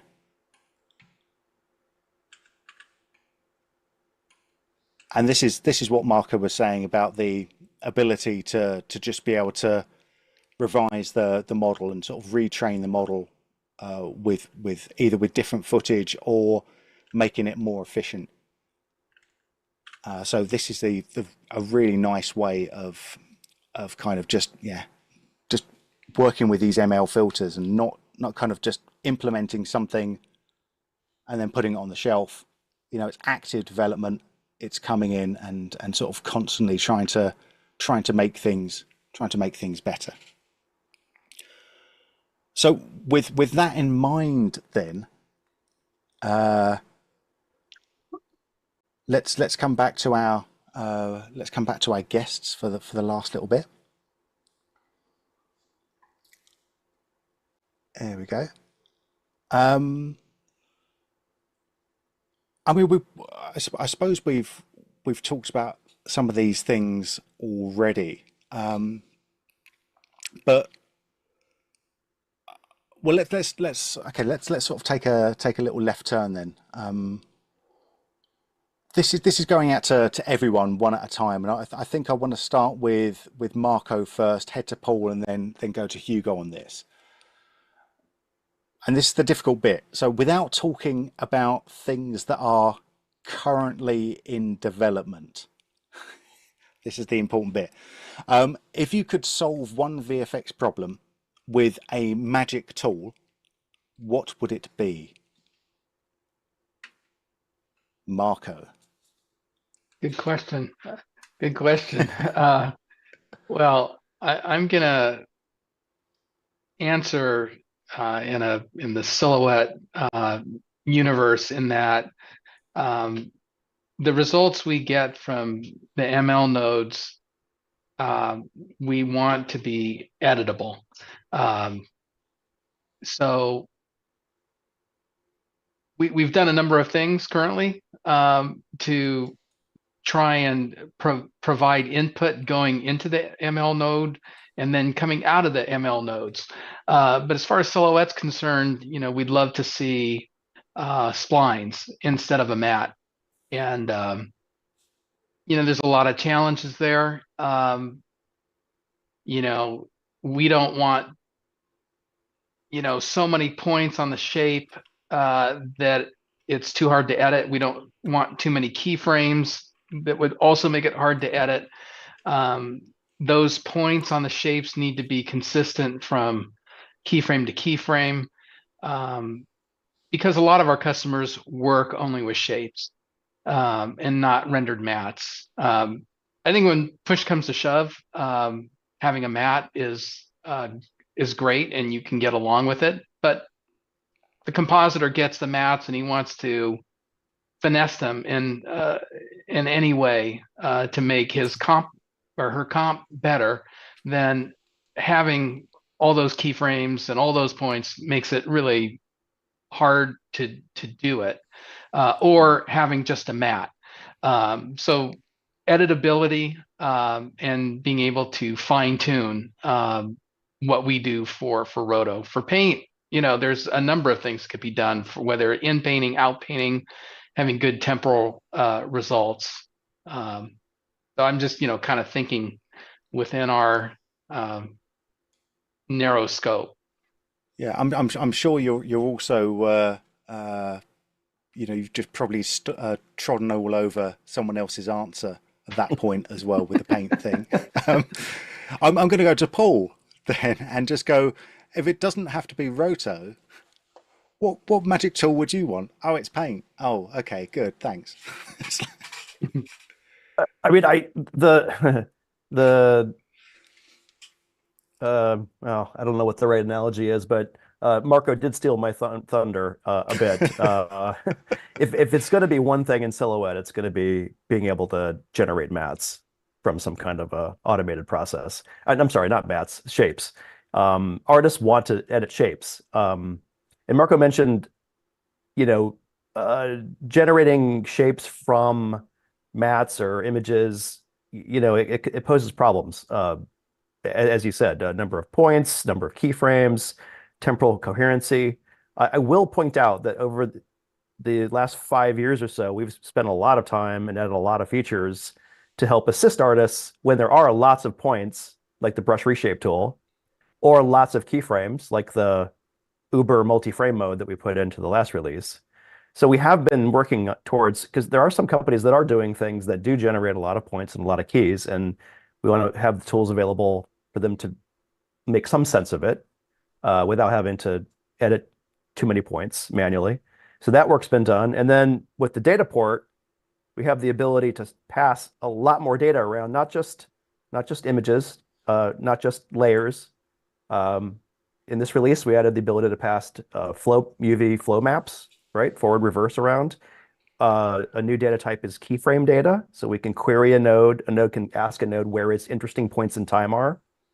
For instance, the mat assist node, if you're feeding it a painted mat that you've painted, it can query the paint node above and find out where those frames are that you painted. So you don't have to set manual markers or anything like that. So things like that. And in the last release, we added Cryptomat, which is another big one.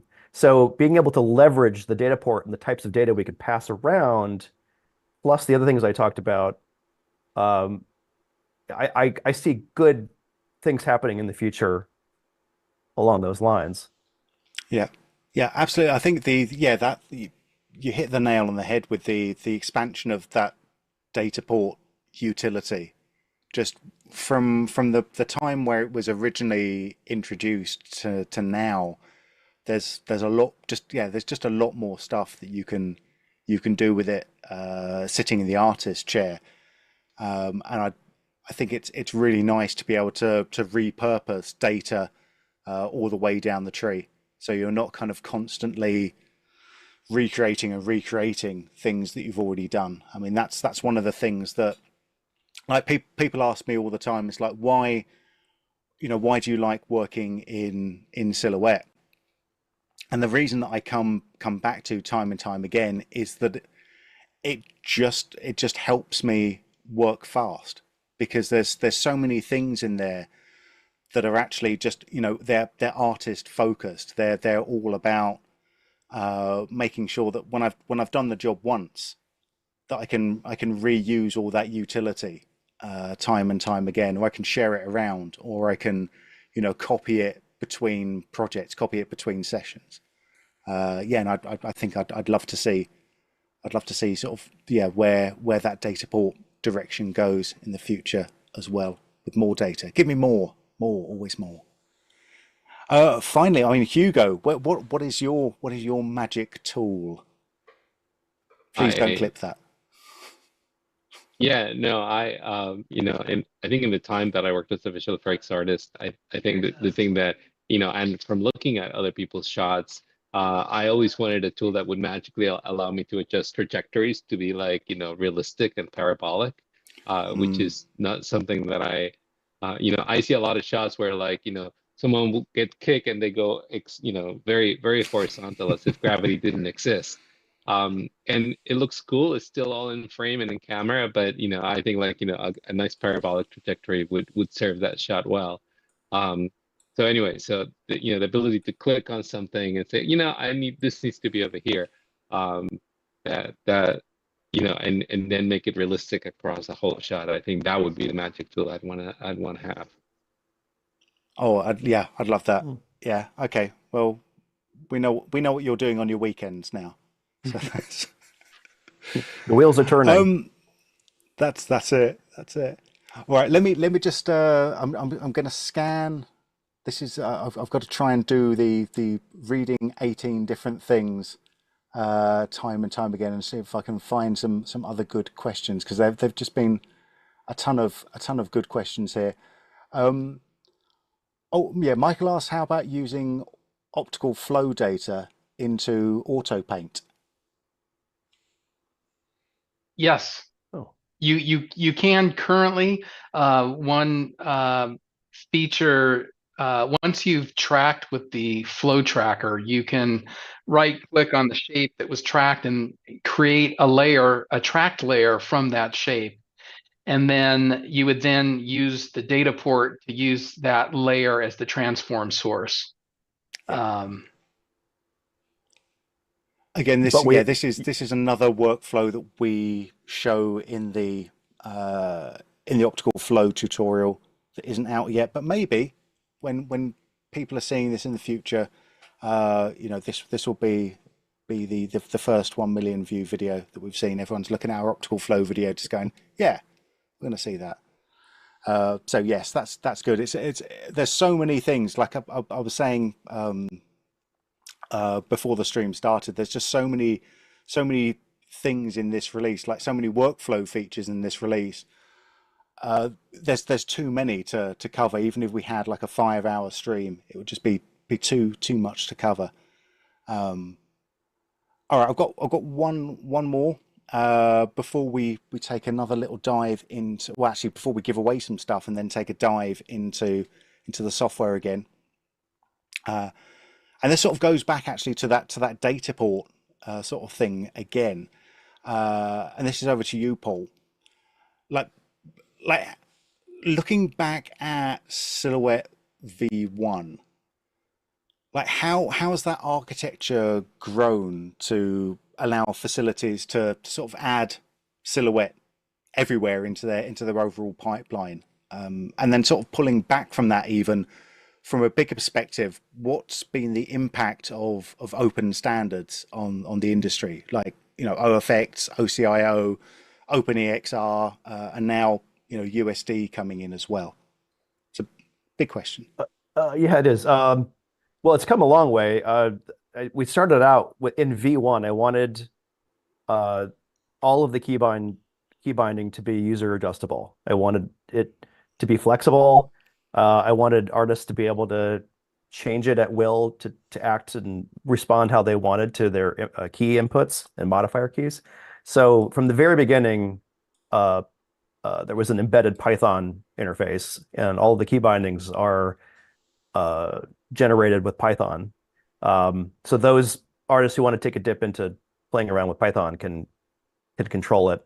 Later on, we found out that we also made the object model internally available via Python through the console and then through actions, which are scripts that run inside the menu system. Later on, those were expanded to support importers, exporters, like our new export is entirely written in Python. And then later on, other features like roto editing features that show up in the context menus and roto tools, those are all written in Python as actions. Artists or other programmers interested to know how those features work could just go look inside the application directory and look at them and then create their own. More recently, we added PySide to support. So then we were able to start adding custom user interfaces onto it. Several facilities have built entire render management functionality right inside Silhouette, where artists can keep track of changes and where the render jobs are on the farm. It's really been impressive what they've been doing with that. And then more recently, work's been begun on being able to write and implement nodes entirely in Python. So that'll be the next big extension capability for that.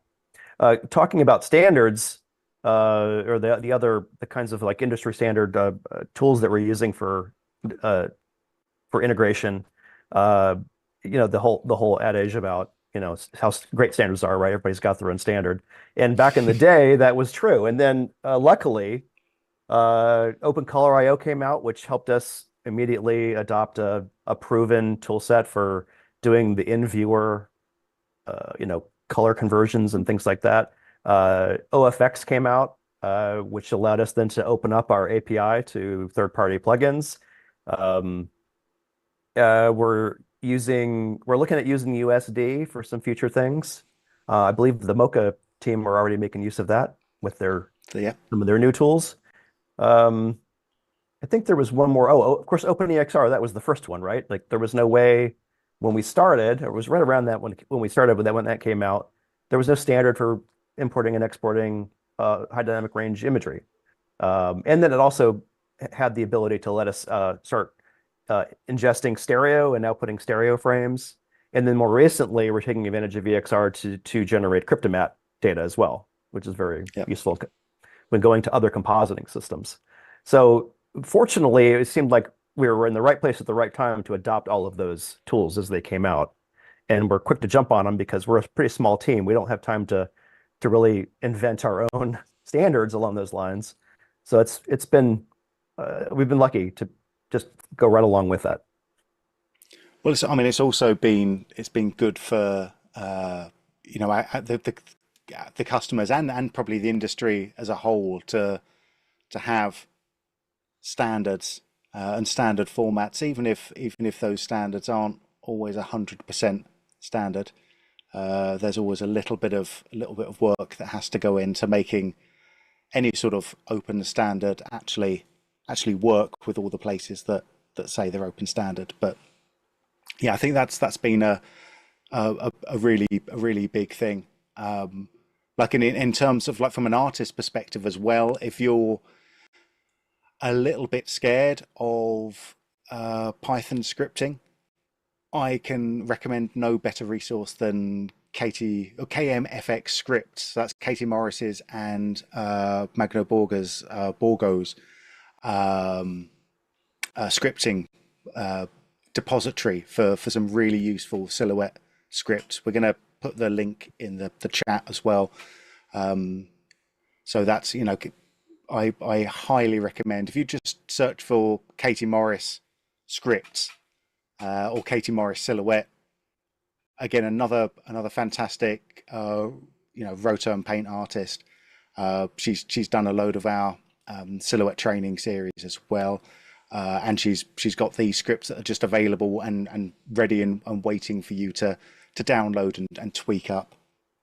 Yeah, Katie's great. She was also going back to how we, have a good rapport with our artist friends. She was one of the first artists to request that we add support for Photoshop brushes, if I recall correctly. So that made it into this release, and that was a fun feature to add. Talk about stealing thunder. Goodness me. Oh, sorry.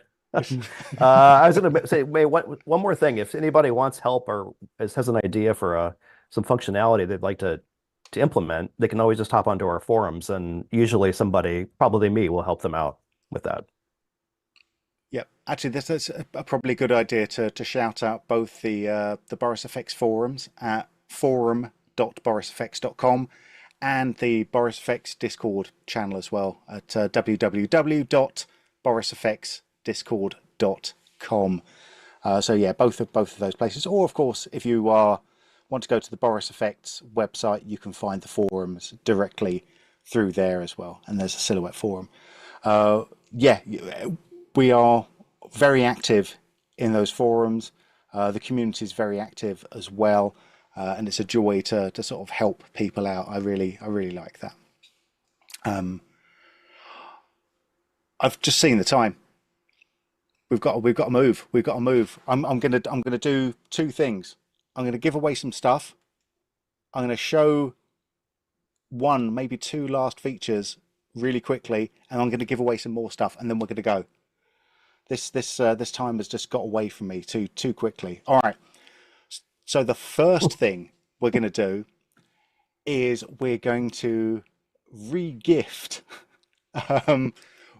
Roland's prize, because he's decided that someone else is going to be more deserving of it, of the RTC VFX Academy, which hats off to him. I think that's brilliant. So we've got a new question for you. Again, we're going to ask the question live, and the first person to get the right answer is going to win the prize. So the question is, the movie King Kong was the first major feature film to utilize Silhouette. What year was it released? Peter Jackson's King Kong was the first major feature film to utilize Silhouette. What year was it released? Tippy tap your answers. Tippy tap your answers. Oh, we got a winner. We got Bronan. Bronan's there. People are there trying to finesse the chat just by typing in random things. But no, there we go. We've got it. Well done, Bronan. Stay in chat. And I do like ACR's answer has actually tickled me a little bit. Well done, ACR. The answer, unfortunately, was not Kong, but I really wish it was. Thank you very much. Oh God. Wait, yes, the stream's going. The stream's at that stage now. All right. All right, so what I'd like to do now is I want to give away, we haven't given away 2 copies of Silhouette yet, have we? I'm sure we've only given away 1 copy of Silhouette.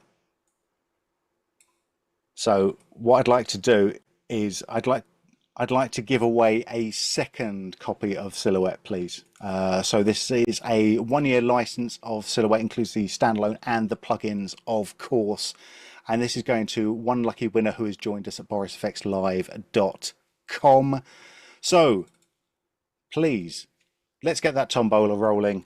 All I want to do is I want to pull out one name, and I want to see a name on there that we haven't seen before. But you know, it's random. You might see a name that we have seen before. Who knows? Just get the tombola rolling. Let's go. Let's go. Tombola is rolling. Here we go. I can see it. It's spinning round. It's spinning round that big thing. We're pulling out the name, and the name is Gabriella Casino. Gabriella Casino, you have won a 1-year subscription to Silhouette. Congratulations, Gabriella. If your name isn't Gabriella, if your name isn't Nick, if your name, oh gosh, I am gonna find it. If your name isn't Bronan, then you still have a chance to win our big prize of the night, which is the Boris FX Suite. Go to borisfx.com, enter your name and details into the bottom of the page there, into the form at the bottom of the page. Of course, full terms and conditions apply. We know this. We love this. This is what we're doing. Alrighty. Okay. Well, let's come back into Silhouette because I'm going to show you another little thing that we have here. So this is one of the other new features that we have available to us, which is new paint brushes. Does this seem like something exciting? Because yes, it absolutely does. What I'm going to do is I'm going to delete all of the frames that I've got here, to delete all of this. So previously, we've been able to work with circular or square brushes inside of Silhouette. Do you know it's been all right? It's been all right. I've had fun with it. But 20 years. Now, after lots of pestering, we can now also come into our brushes tab, and we have a large number of different types and different sizes and different styles of brush. If I want to, hang on, we know this is always the first thing that I want to do whenever I see a paintbrush. I'm going to come in, I'm just going to make things a little bit more floral. There we go. So I'm not saying that that Marco lives in a tropical part of the world, but it's probably no coincidence that 95% of all of his brushes always start with palm trees. But that's not true. That's me being silly, right? But we do have lots of other different types of brush in here as well. So we've got these squiggly things. Why is a squiggly thing useful? Well, a squiggly thing's really useful because we can take that squiggly thing and we can come into something like hair here. Let's just have a little look here. Yeah, that should be all right. We can come into hair and we can use our little squiggly thing to make more natural looking hair. I'll just turn this up a little bit here. So we can come in and use our squiggly thing along with the repair brush to get like a whole bunch of hair strands that look much more realistic. It's going to take a few strokes to get that over, but you know, we can start to work on that and get that looking really nice. Another nice thing you can do is you can import your own brushes. Let's just come in. I'm going to make sure that I'm not doxing myself with all of these brushes. There we go. Blub blub blub. benbrush.01. Let's open these ones up, and these are Photoshop compatible brushes. So these are things that I have created up in Photoshop, saved them out as brushes, and I can sort of just come in and work with those. So I'm a big fan of brushes, especially when it comes to hair, when it comes to skin, all of this stuff. I'm a big fan of brushes that aren't exactly circles or squares. So so that's cool. So we'll see what we can do with this in a little bit. Oh yeah, there we go. There's that fully painted out thing, which I obviously just did just then. So that's one big thing. Another thing that we sort of alluded to earlier as well is that we've got a new caching system set out. Like if you're working with GPU accelerated nodes, then everything is going to go through and cache on the GPU. If we look at the bottom right hand side here, we've got our RAM cache and our GPU cache down at the bottom. So you can see the utilization of that. Obviously different nodes are going to be coming in and using the cache in a different way. I'm going to say, regardless of what nodes that you're working on, especially when we're working with more complex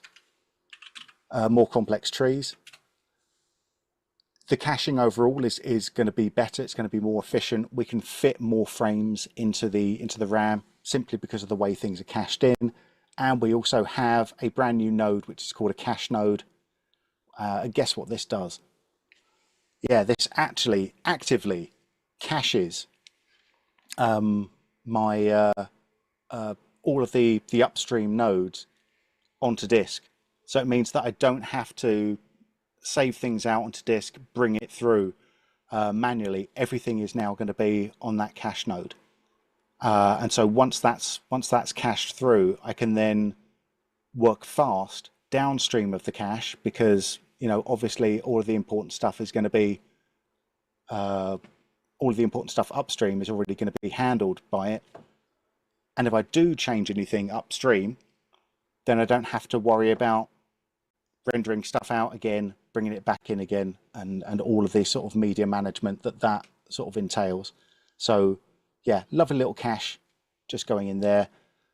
We can also prevent purging as well. That's the only little thing there. It's very nice. We've run out of time. I knew we would. I hoped we wouldn't, but I knew we would. So let's come back. If you want to learn more about this, obviously there's more information found at the Boris FX website. So you can always join us there. We are bringing out more and more training videos to work with these tools.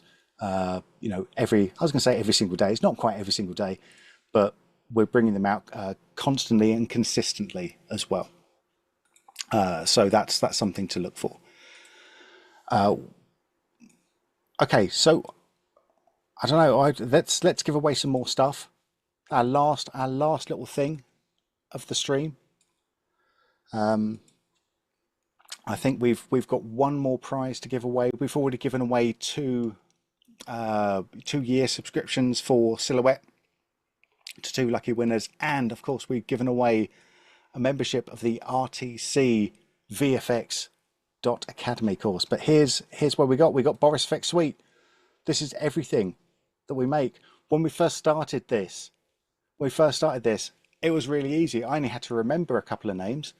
Now we've got 8 different products I have to remember. So we've got Silhouette, we've got Sapphire, we've got Continuum, we've got Mocha Pro, we've got Optics, we've got Crumple Pop, we've got Synthesize. I'm sure there's little particle illusion in there. Of course, some people say that comes as part of Continuum. I say no.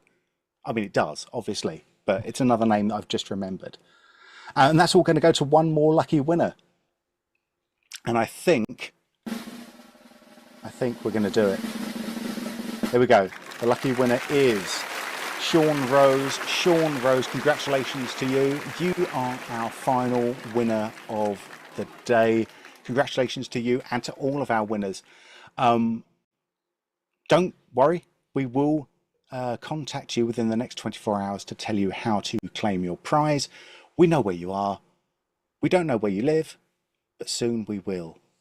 And that always sounds threatening, and I'm embracing it. I'm embracing the threat at this point. Sean, congratulations. Congratulations to you. We have run out of time. I wanted to show the retimer. I never showed the retimer. You have to go to borisfx.com right now. Look at the retimer video that we have. It's Elizabeth's retimer video. It's great. The retimer is crazy. It's so good. It's so good. If you don't believe me and you call me a liar, then go to borisfx.com, take a look at that video, and there will be egg on your face. It's arguably the best feature that you forgot it, Ben. Arguably you know, the best feature. I'm going to say there are so many features inside of this release. There is just I don't know where to rank my favorite ones. I'm actually really sad that I got sidetracked and didn't get to show it off, because it's genuinely it genuinely feels like magic. It's silly. It's silly. All right, everyone. Thank you very much. Thank you very much to all of our guests for joining me. Thank you, Marco, for joining us today. Thank you, Paul, for joining us today. And then obviously thank you, Hugo, your first time on the stream. Hopefully not your last time. We've got a lot more stuff to talk about. We've got more Silhouette to talk about. But we also have more Continuum to talk about coming up next week. We have a special stream. I don't know what it's about. I'm just going to say you might want to block out a couple of hours next Thursday. I don't know why. For some sort of sneaky peeky of something. I don't know why. I don't know what it could be. Ben, I just wanted to say one last thing. Oh, we got Marco. Yes. Yeah. Kong. Kong. You can't Kong me. I've got okay. Next stream we're gonna have some Kong. We're gonna have some Kong going on, and I like it. I've got something in my head for Kong, and if anyone knows me, they know it's going to involve cats. So next stream, watch out for Kong. When's next stream? It's going to be next Thursday. Same bat time, same bat channel, of course. But it's going to be 2 p.m. Eastern time. That's going to be, 8 p.m. Central European time. And you can work out the rest from there. I tell you what, just subscribe to the YouTube channel. You'll get a notification. It's just that easy. And also join us on the Discord channel, www.borisfxdiscord.com. Join us on the forums, forum.borisfx.com, or forget all of that. Just go to the main website. There'll be all of the information there for you, borisfx.com. All right.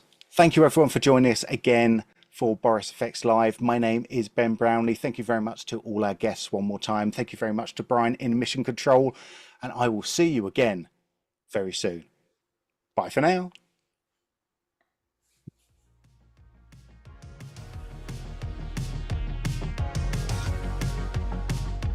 Well done, Ben.